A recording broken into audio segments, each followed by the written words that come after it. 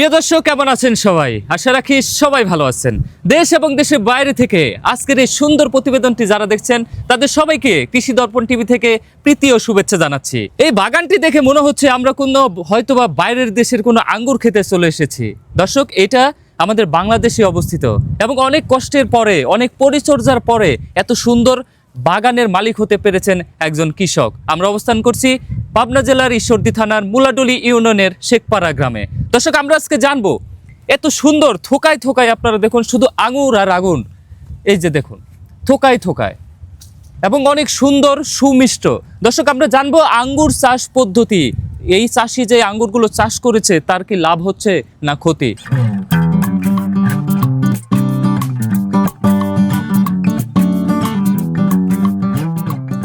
দর্শক, আমরা এই মুহূর্তে এই বাগানে যিনি পরিচর্যা করেন এবং এত সুন্দর একটি আঙ্গুরের যে বাগান তৈরি করেছেন তার সাথে কথা বলবো। আসসালামু আলাইকুম। ওয়ালাইকুম আসসালাম, কেমন আছেন? আলহামদুলিল্লাহ ভালো আছি, আপনি ভালো আছেন? আলহামদুলিল্লাহ ভালো আছি। আচ্ছা, আমরা যেই থোকায় থোকায় সুন্দর যেই আঙ্গুরগুলো দেখতেছি, এটার বিষয় একটু জানতে চাই আপনার কাছে, যে আমাদের দেশীয় মাটি আসলে অনেক সময় দেখা যায় অনেক আঙ্গুর চাষ করলে টক হয়, কিন্তু আপনার এখানকার তো অনেক সুমিষ্ট। এটার যে শুরুর গল্পটা, কিভাবে আপনারা প্রথমে মাটি প্রস্তুত করলেন এবং এই আঙ্গুর চাষটা কেন করলেন একটু বলবেন? ধন্যবাদ। আমরা এটা চাষ করেছি বাইকুনুর জাতের একটা আঙ্গুর।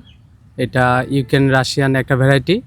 এটা বাংলাদেশের আবহাওয়ার সাথে মানানসই, টেকসই এবং উচ্চ ফলনশীল এবং টেস্ট এবং সুমিষ্ট একটি জাত হিসাবে আমাদের কাছে অলরেডি এটা পরিচিতি পেয়েছে।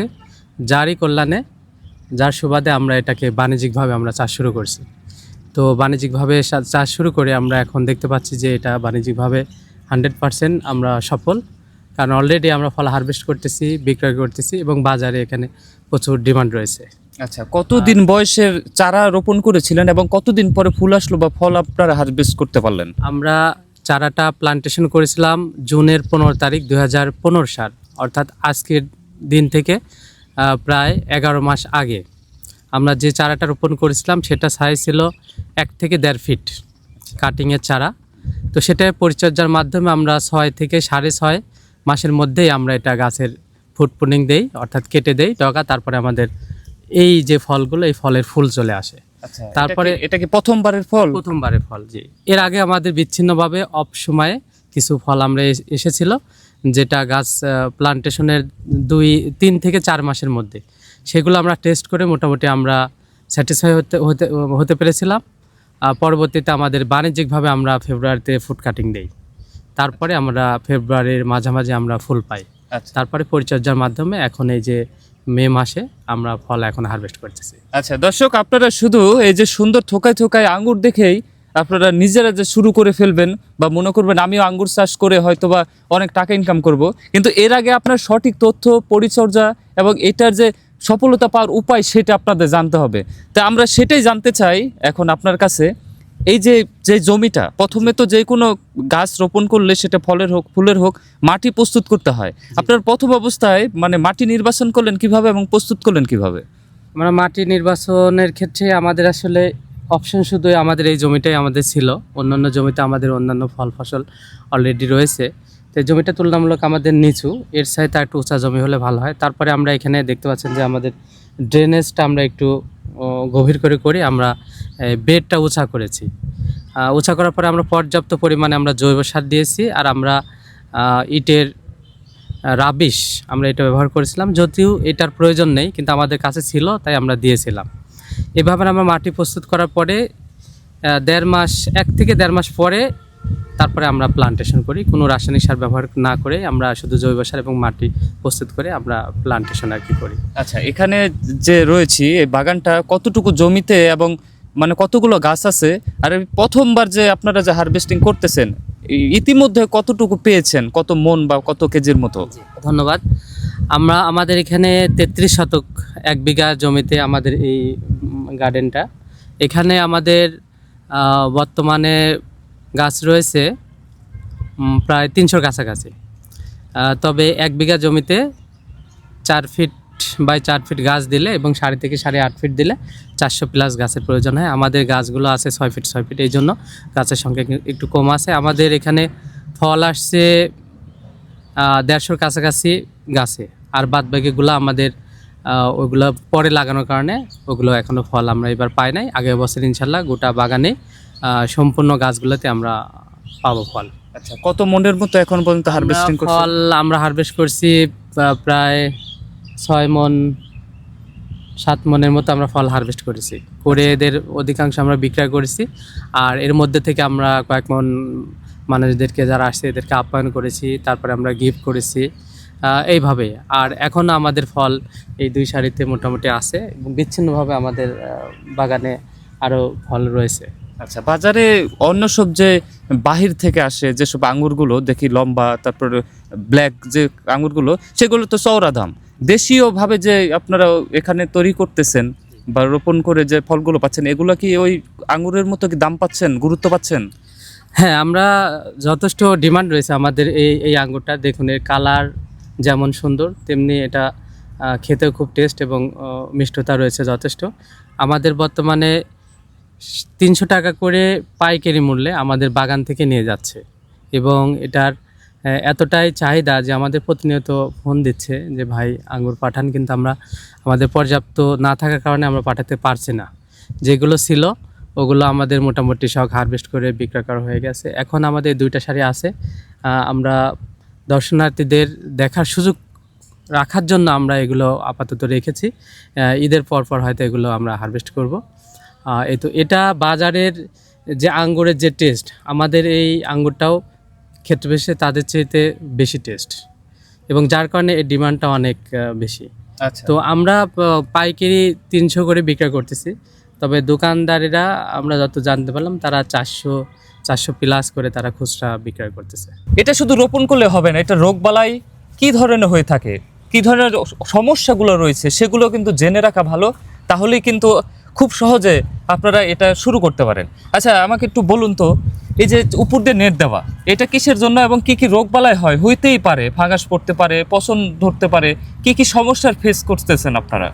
ভাইয়া ধন্যবাদ সুন্দর একটি প্রশ্ন করার জন্য। কারণ যে কোনো ফসলের শুধু ভালো দিক না, তার কিছু খারাপ দিকও থাকতে পারে, সেটাও আসলে দর্শকদের জানা দরকার। তো আঙ্গুর চাষের আসলে চ্যালেঞ্জ বা সমস্যা সেটা খুব একটা বেশি না, তবে কিছু চ্যালেঞ্জ বা কিছু সমস্যা আছে। যেমন আপনারা দেখতে পাচ্ছেন উপরে আমরা একটা দিয়েছি যেটাকে মশারি নেট বলে। এটা আমরা দিয়েছিলাম হচ্ছে শিলাবৃষ্টির থেকে আমাদের ফলগুলোকে সেভ করার জন্য। কারণ এইটা দেওয়ার আগে অলরেডি 2বার শিলাবৃষ্টি অ্যাটাক করে আমাদের ফলের 40% গড় অ্যাভারেজে গোটা বাগানে 40% ফল আমাদের নষ্ট হয়ে যায়। অলরেডি 20% পড়ে যায় আর 20% পরে আমাদেরকে থিনিং করে ফেলে দিতে হয়। তো যার কারণে পরবর্তী যখন দেখলাম ফল পরিপক্ক হওয়ার কাছাকাছি বা শুরু হয়েছে, তখন আমরা বাধ্য হয়ে আমরা এই মশারি নেটটা দিয়েছি যেন আমাদের ফলটাকে আমরা একটু সেফ রেখে আমরা দেখতে পারি যে এটা আসলে কতটা সুন্দর হয়।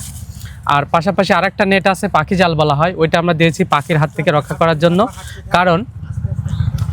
কারণটা হচ্ছে যে এই পাখি জাল না দিলে আমাদের দেশে কয়েক ধরনের পাখি রয়েছে, তার মধ্যে বুলবুলি আছে, শালিক আছে, আরও কিছু পাখি আছে। এরা খুবই ফল প্রিয় পাখি। এরা মিষ্ট জাতীয় যে কোনো ফল, যেমন আম, লিচু, আঙ্গুর, ড্রাগন সহ এরকম মিষ্টি জাতীয় যত ফল আছে সব ফলগুলো তাদের খুবই পছন্দ এবং তারা ওগুলো খেয়ে নষ্ট করে ফেলে। তাদের হাত থেকে রক্ষা করার জন্য আমরা এই পাখি জালটা দিয়েছি। আর যদি আমরা রোগবালার কথা বলি, তাহলে আঙ্গুর চাষে রোগবালাই খুব একটা বেশি নাই, তবে মাকড়ের অ্যাটাকটা একটু বেশি হয়। মাকড়ের অ্যাটাক যখন বেশি হয় তখন এই মাকড়নাশকটা আমাদেরকে দিতে হয়।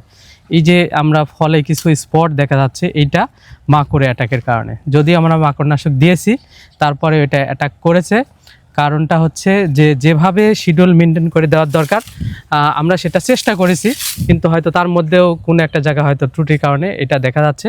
তবে আগামীতে ইনশাল্লাহ এই ত্রুটিটুকু থাকবে না, কারণ যেহেতু আমরা চেষ্টা করেছি, ভালো ফলাফল পেয়েছি, মাকড়নাশক হাত থেকে আরও রক্ষা করতে পারবো ইনশাল্লাহ। পাশাপাশি ছত্রাকনাশকটা স্প্রে করতে হয়, বিশেষ করে বৃষ্টি টিষ্টি হয়ে গেলে। এটা গাছের জন্য এবং ফলের জন্য উভয়ের জন্যই বৃষ্টি হওয়ার পরেই এটার ছত্রাকের অ্যাটাকের একটা ভালো অবস্থা দেখা যায়, যে অ্যাটাক করতে পারে, সম্ভাবনাটা বেড়ে যায়। এই জন্য ওই সময়টায় যখন দেখা যাচ্ছে যে বৃষ্টি হয়ে যাচ্ছে, বৃষ্টি হওয়ার পরই ছত্রাকনাশক স্প্রে দিতে হয় এবং ভালো মানের ছত্রাকনাশক স্প্রে দিতে হয়। আর আমাদের আরেকটা সমস্যা হচ্ছে সিডলেস করা। গোটা বিশ্বেই আঙ্গুর এমনি এমনি সিডলেস হয় না, সেটাকে একটা বিশেষ প্রক্রিয়ার মাধ্যমে, হরমোনের মাধ্যমে সিডলেস করা হয়। আমাদের দেশে আমরা সেই প্রক্রিয়াটা আমরা মোটামুটি পেয়েছি, বুঝেছি, আমরা এবার ট্রাইও করেছিলাম, আমরা কিছুটা সফল। আগামী বছর ইনশাল্লাহ আমরা 100% সফল হব।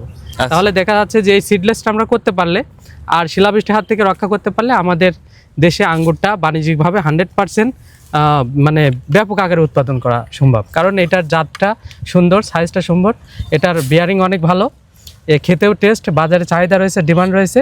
এটা দিয়ে আমাদের বাণিজ্যিকভাবে অনেক কৃষক লাভবান হবে এবং আমাদের দেশের বৈদেশিক মুদ্রা সাশ্রয়ের ক্ষেত্রে আমরা এটাকে বড় একটা সাফল্য হিসাবে আমরা মনে করতেছি এবং হবে সাফল্য। আচ্ছা, অনেক তো কৃষকরা আছে তারা এ ধরনের স্বপ্ন দেখে, হয়তো আমাদের এই প্রতিবেদন দেখে অনেক কৃষক স্বপ্ন দেখতে পারে যে আমার এরকম একটা আঙ্গুরের মানে ক্ষেত হোক বা আঙ্গুরের বাগান হোক। তারা আসলে শুরু করবে কিভাবে, এগুলো চারা কোথায় পাওয়া যায় বা আপনারা বিক্রি করেন কিনা?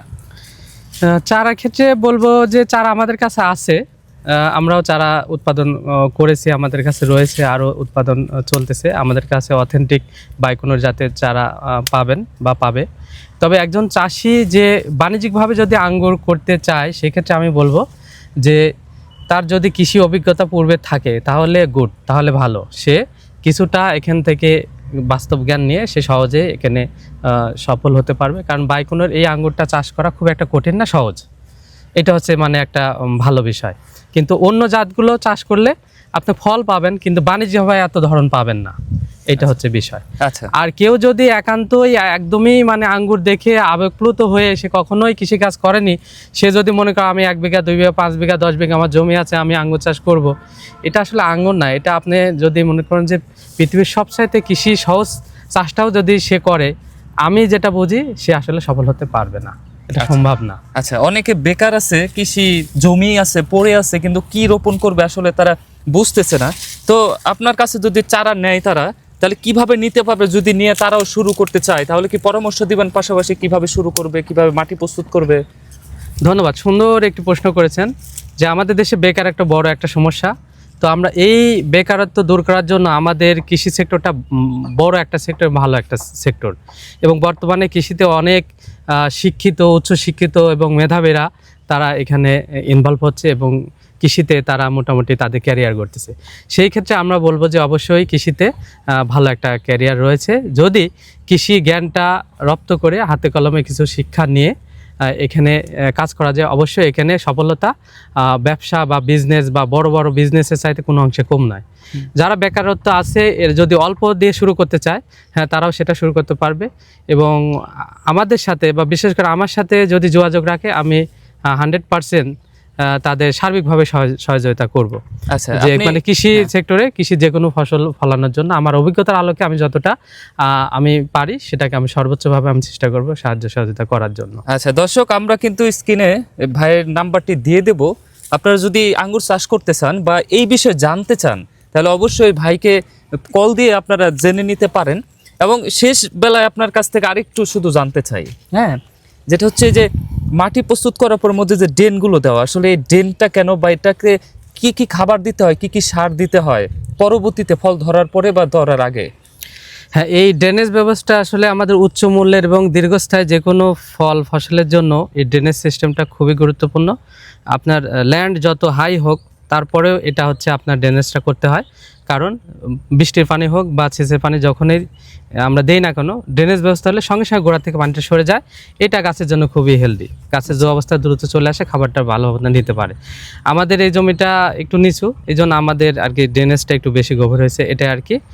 আর হচ্ছে আপনার খাবার বা এর যত্ন পরিচর্যা, খাবারের ক্ষেত্রে আমরা জৈব সারটা বেশি পরিমাণ দিই। আর রাসায়নিক যে অন্যান্য খাবার আছে, উদ্ভিদের যে 16-17টা পুষ্টি উপাদান আছে, এই সবগুলো আমরা রাসায়নিক সারের মাধ্যমে এবং জৈব সারের মাধ্যমে, তবে জৈব সারের মাধ্যমে বেশিটা দেই কারণ জৈব সারের মাধ্যমে সব পুষ্টি উপাদানগুলোই থাকে।